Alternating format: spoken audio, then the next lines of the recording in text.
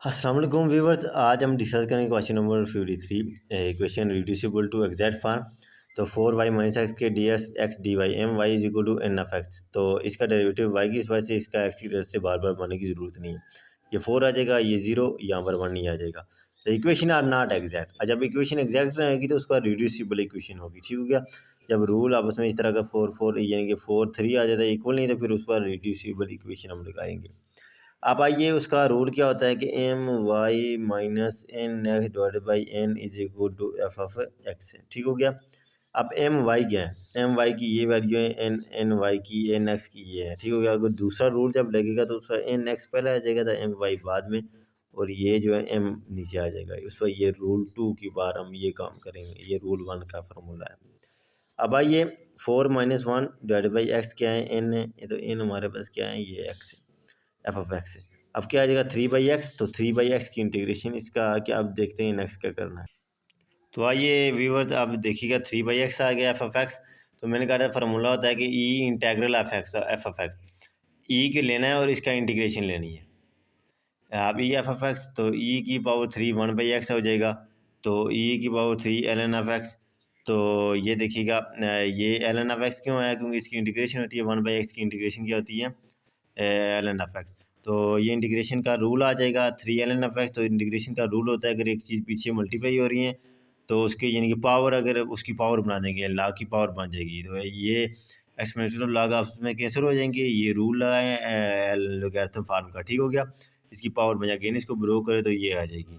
तो यहाँ पर क्या आ जाएगा? X cube. अब जब ये आंसर जब आपके पास एफ ऑफ एक्स का आ जाएगा ना, इसके आंसर को आप आपने क्या करना है? ये जो आपके पास आंसर आएगा, इसको आपने क्या करना है कि आपने पहली इक्वेशन के साथ मल्टीप्लाई करना है। एक्स क्यूब 4y - एक्स के D X cube X D Y. देखिएगा इसकी इंटीग्रेशन हमने पहले डेरिवेटिव लिया था ना, मल्टीप्लाई करें आपके पास ये इक्वेशन बनेगी। अब अगेन आपने डेरिवेटिव लेना है, इसका वाई की रिस्पेक्ट से और इसका आपने एक्स की रिस्पेक्ट से।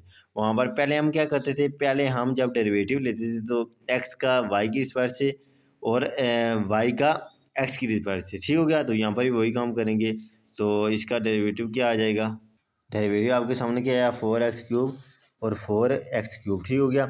देखिएगा 4x³ डॉट ये 1 आ जाएगा और माइनस इसका 0 आ जाएगा, और ये क्या आ जाएगा? इसका भी डेरिवेटिव क्या आ जाएगा? 4x³ आ जाएगा।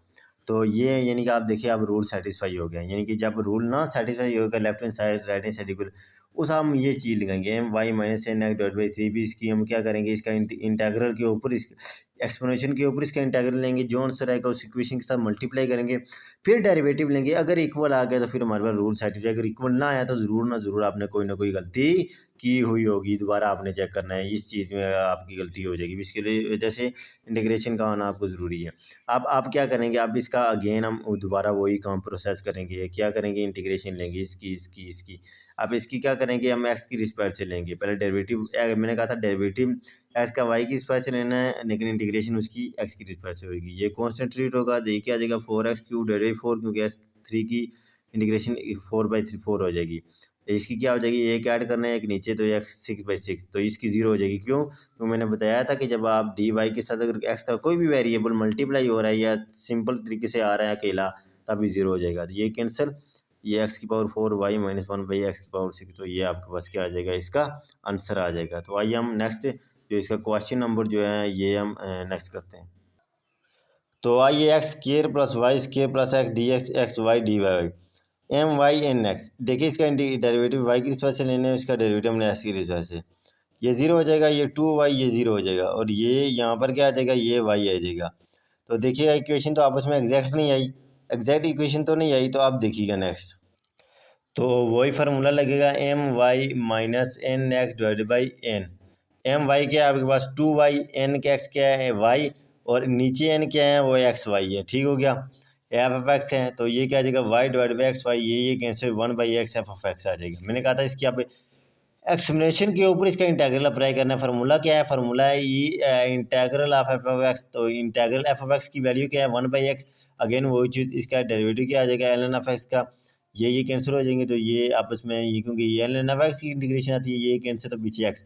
इसी एक्स को आपने पहली इक्वेशन के साथ मल्टीप्लाई करना है। देखिए मैं आपके सामने ये मल्टीप्लाई कर रहा हूँ, ये मल्टीप्लाई किया, ये मेरे पास इक्वेशन आई। आइए इसकी अब इसका डेरिवेटिव लेते हैं। पहले हमने चेक करना है कि आया ये left hand side right hand side के इक्वल है कि नहीं।